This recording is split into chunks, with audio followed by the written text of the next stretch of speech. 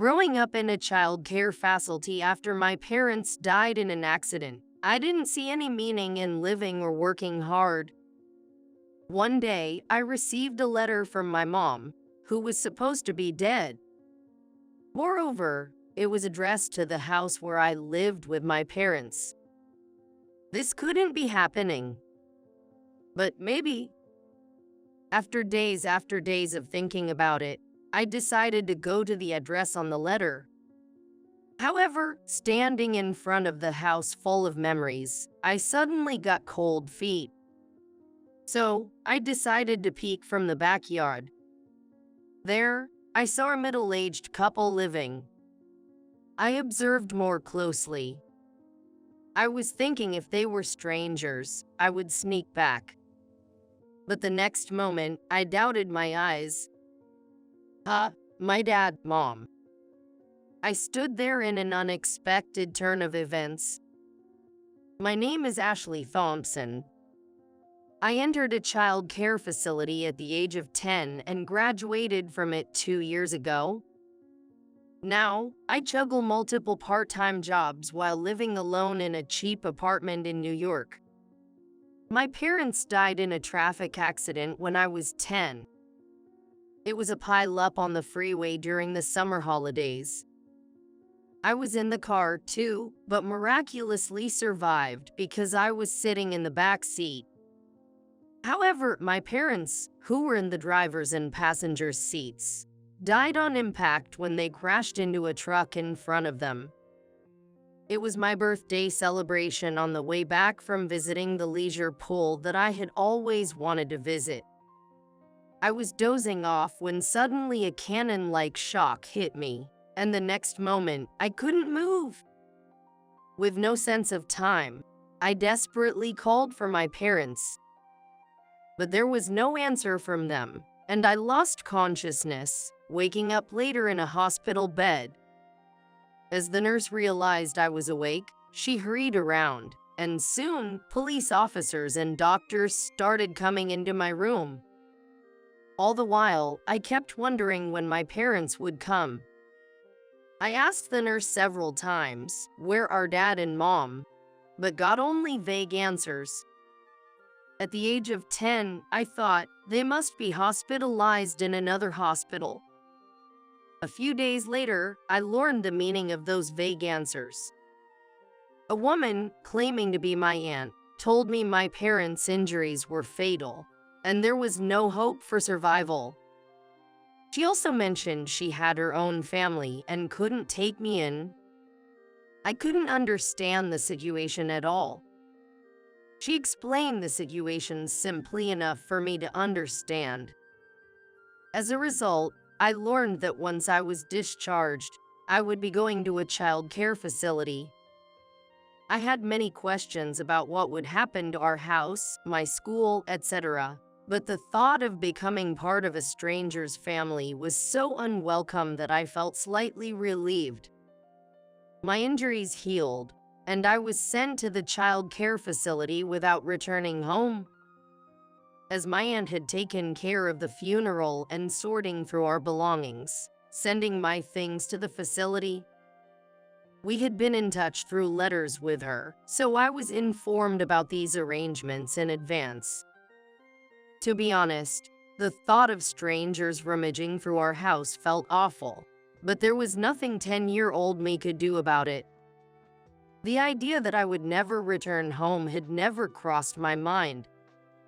I wanted to know why, but I didn't know whom to ask or how to express it. Everything progressed without my consent, and I just went along with it, day by day. Even after entering the child care facility, I would receive letters from my mom's sister a few times a year, but the content was always the same. Are you doing okay? Do you need any help? At first, I replied to her, but soon I ran out of things to say.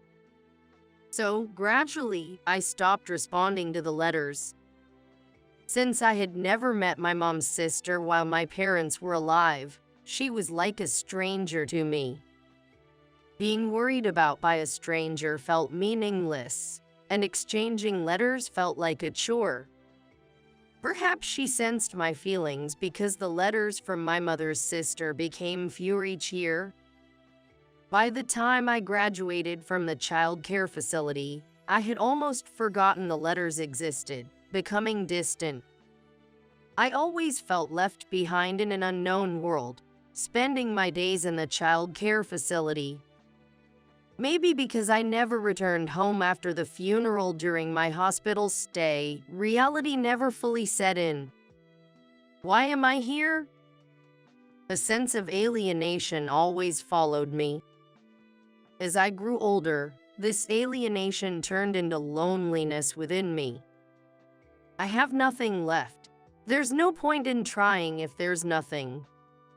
That's how I came to despise everything and lost my motivation.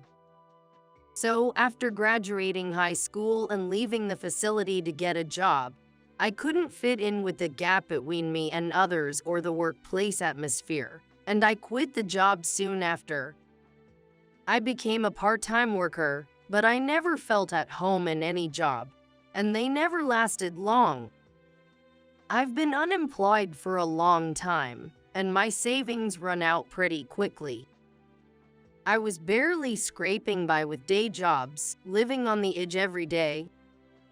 Is there really a point in living through such loneliness? Wouldn't it be easier to just leave my apartment and live on the streets? I thought about it many times, but always stopped myself at the last moment. My parents would surely be sad if they knew I was living on the streets. Even though I knew I could never see them again, I didn't want to do anything that would make them sad.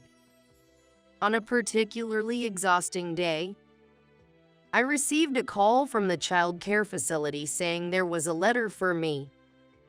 Perhaps because of the guilt from quitting my job shortly after starting, I tried to avoid any contact with the child care facility. So, I intended to have them throw away the letter without receiving it. However, as soon as I heard the sender of the letter, I was shocked as if I had been hit on the head with a hammer.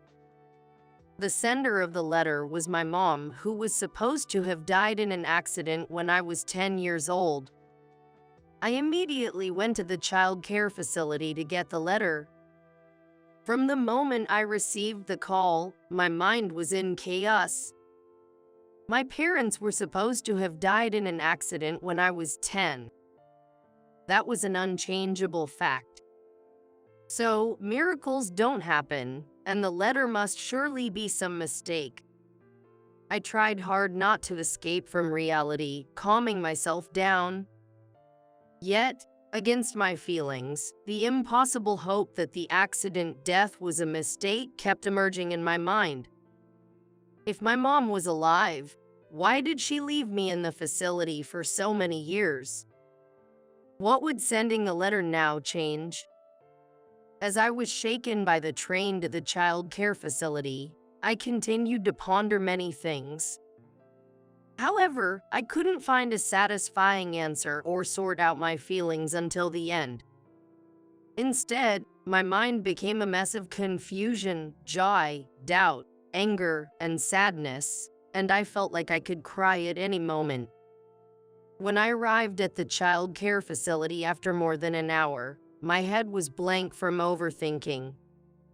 Let's just see the thing first and then think, I muttered to myself before entering the facility.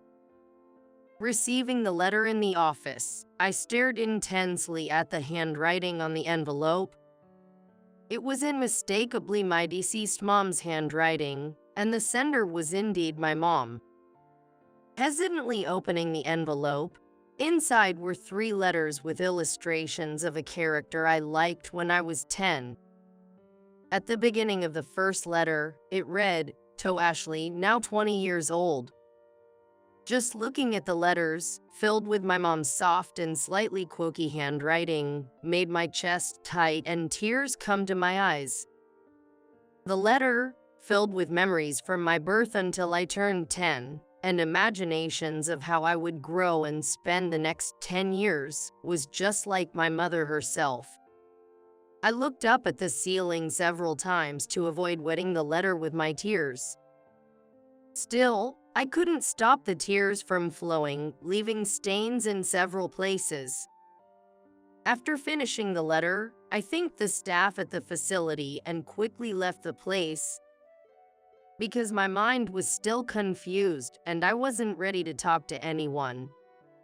Riding back on the train, I read the letter over and over, feeling as if I could grasp something by doing so.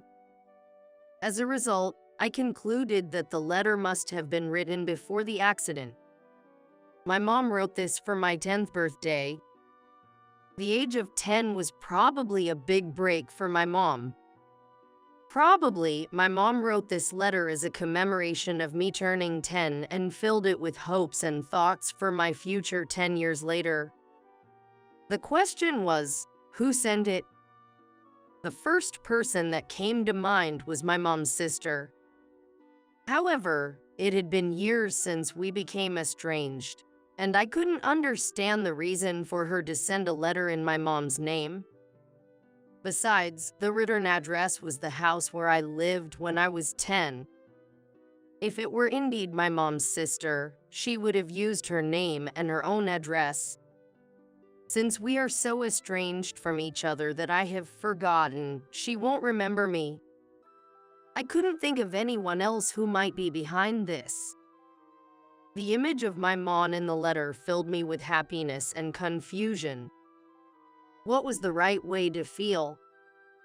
What should I do after reading this? No matter how much I thought, I couldn't find an answer. Tired of thinking, I decided to put the letter away in a drawer as if nothing happened and return to my usual daily life. However, as days passed, I couldn't stop thinking about the letter. I thought about throwing it away, but every time I saw my mom's handwriting on the envelope, I knew I couldn't do it. So, I decided to go meet the sender of the letter. Having nothing in the first place, I had nothing more to lose. Plus, maybe I could ask the sender for help with my life. I might have consciously been expecting something from the sender to change my current life. As I took the train towards the familiar address, I gazed out at the streets, completely different from my memories.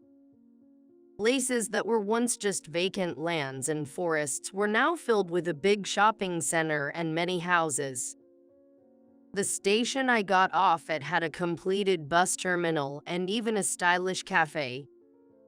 This too is a world unknown to me, I thought as I trudged towards the address in the letter.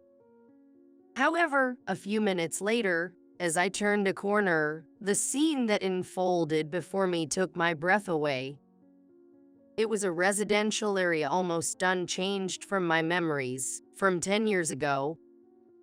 That scenery instantly pulled me back from a colorless, blurry world into the vivid world of 10 years ago. This was undoubtedly the town where I lived. And ahead, there was our family's house. Before I knew it, I found myself running towards the house. I was filled with a strange sense of reassurance, like a school child returning home or a child who had been lost for a long time. At the end of my frantic run, there was my beloved home, just as it was in my memories. The letter had indeed been sent from my home. But when I come to the front of the house, I didn't have the courage to press the doorbell. The fear of the unknown outweighed my desire to uncover the truth, keeping my feet planted.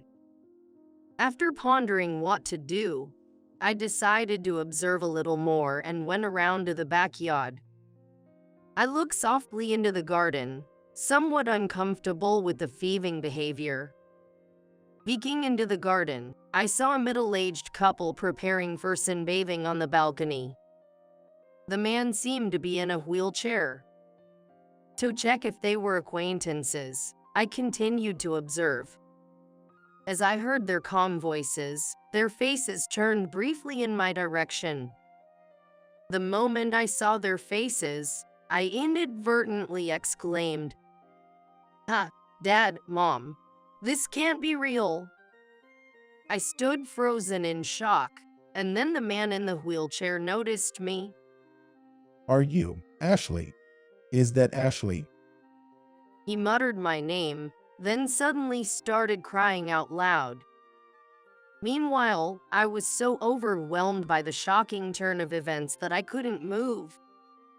The next moment, a woman who had been inside the house sensed something was wrong and rushed out to the balcony. She ran straight to the wheelchair and spoke to the man. Through his sobs, he pointed at me and said something to her. The woman looked at me intently, then suddenly smiled and said, "You're Ashley, aren't you? We have something we'd like to talk to you about. Could you please come in?" She invited me into the house. Although I was still trying to grasp the situation, I had many questions of my own. I nodded silently and was led through the front door into the living room.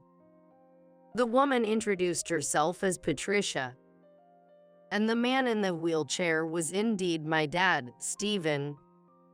They were married and now lived in the house as a couple. Patricia told me that my father was in a coma and critical condition after the accident, wandering between life and death. I was supposed to have been informed about this when I was 10, but I had no memory of it. When I told Patricia this, she asked, "How were you told?" And I shared that my aunt, my mom's sister, had said his condition was hopeless.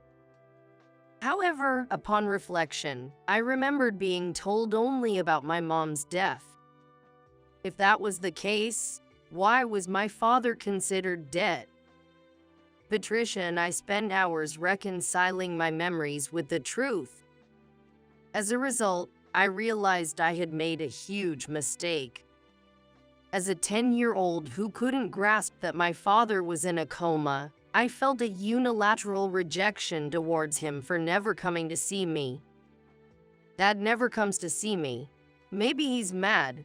I'm sure she's dead because I said I wanted to go to the leisure pool, I thought, feeling rejected by my father.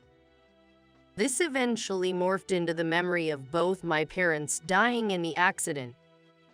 This is just my guess, but maybe it was less painful for Ashley back then to think both had died than to feel rejected by your dad. Patricia suggested, trying to console me, but I was filled with remorse towards my dad. Yet, I was also puzzled. I was terrified to ask, but I knew I'd regret it if I didn't. I gathered my courage and asked Patricia, "Why didn't my dad come for me?" Patricia glanced at my dad. My dad nodded silently, and Patricia told me what was going on. Stephen regained consciousness more than half a year after the accident. Half a year. That coincided with the time I was discharged from the hospital.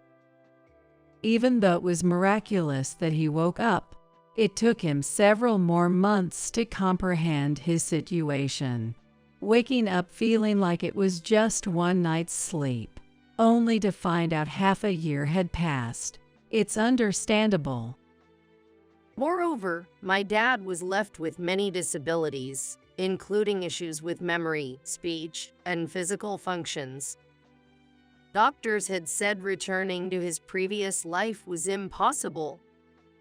Given the bleak outlook, my aunt proceeded with the plan to place me in a child care facility. By the time I woke up, everything was gone. I was painfully aware of the time I had lost and its importance. My dad said, tears brimming in his eyes. Patricia told me that after being discharged, my dad was admitted to the disability facility where she worked. Even though he wanted to see you, there was a time he couldn't express it because he struggled with words. At the same time, he began to accept that Lisa had passed away. Stephen fell into a deep depression and was even admitted to a psychiatric ward. My dad, too, had been searching for a reason to live in his despair, just like me. Hearing this, I felt incredibly relieved. My dad hadn't rejected or forgotten about me. Instead, he had been thinking of me so much that it made him sick. Feeling this, the cold loneliness that had taken up residence in my heart began to melt away, replaced by a strange warmth. Even after returning from the psychiatric ward to the facility, my dad's emotional state remained unstable. He refused rehabilitation, didn't eat, and had trouble communicating, leading to problematic behavior like lashing out at staff or throwing objects. The staff's approach to my dad gradually became more bureaucratic. In the facility, where he was treated like an untouchable, Patricia was the one who faced him without a grimace. She used homemade cards and a whiteboard to understand what he wanted to communicate. She also massaged him daily to prevent his muscles from stiffening and made time for conversation practice by visiting him. My dad said, "I saw my Lisa's image in her. Thinking that Lisa would be sad seeing me in such a disheveled state, I felt I had no choice but to try harder," and tightly held Patricia's hand. It was evident how important Patricia had become to my dad. I felt a bit envious of their relationship. I wished I had someone to support me like that. Afterwards, my dad underwent rehabilitation every day like he was reborn, stopping all aggressive behaviors toward the staff. The dad who wouldn't even try to get out of bed at the beginning was now going to the rehab room on his own and voluntarily training. Just hearing about it felt like a miracle. But the real miracle was yet to come. Thanks to his desperate rehab efforts, my dad recovered enough to live a normal life. He was able to leave the disability facility. The doctors were amazed, saying they've never seen someone recover like me. My dad said with a hint of pride. Beside him, Patricia also smiled happily. Her smile, so much like my deceased mom's, wrapped my heart in a strange nostalgia and warmth. Speaking of the letter, I hadn't asked about it yet. I took out my mom's letter from my bag and inquired about who sent it.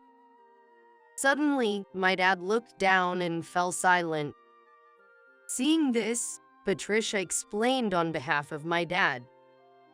After we got married, while cleaning the room, I accidentally found this letter. Stephen always thought of Ashley but felt he didn't have the right to meet her, avoiding it. I convinced him that we should at least send the letter. With Patricia's explanation, the messy pieces in my head finally came together. It was all a twist of fate. My dad couldn't come to see me due to an accident and disability. I thought my dad was dead.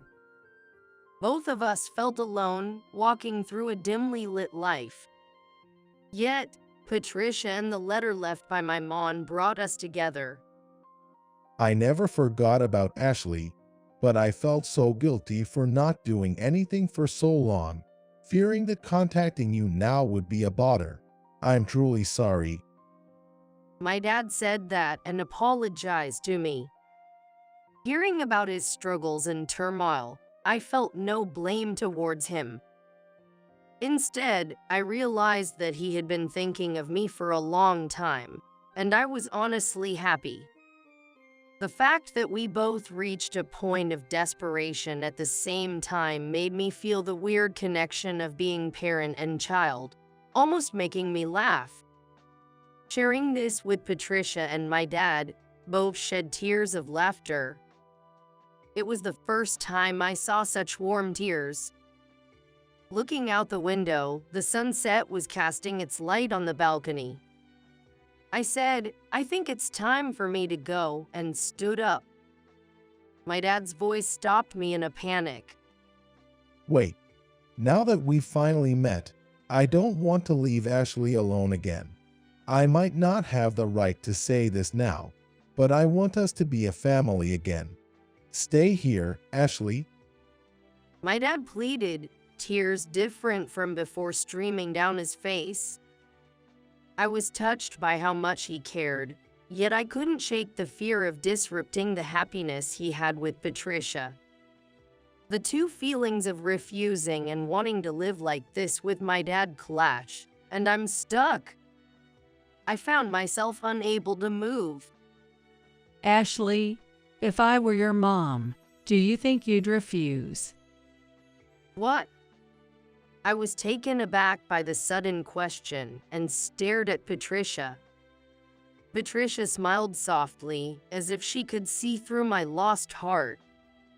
Her smile, her generous and gentle consideration, was just like my mom's. It felt as if my real mom was encouraging me. And I had the courage to be honest about my feelings. If you're okay with someone like me, please let me be a part of your family. I answered loudly, and my dad lifted his head so quickly, I thought he might tumble out of his wheelchair in his excitement. Seeing him like that, I laughed out loud for the first time in 10 years. I had finally found my way back to a world where I belonged. Since then, 6 months have passed. I'm currently studying hospitality vigorously to fulfill my dream of becoming a flight attendant. Moreover, I plan to take entrance exams for a specialized school next year. Before coming back here, I had no motivation to do anything, let alone think about my dreams or future. However, reuniting with my dad and having the space to think about my future, my mom's letter once again guided me. At the end of that letter, it read, "What are you doing now? Have you become a flight attendant like you dreamed? No matter the future, Mom is always cheering for Ashley." With my kind mom's thoughts in my heart, I decided to push forward towards my dream.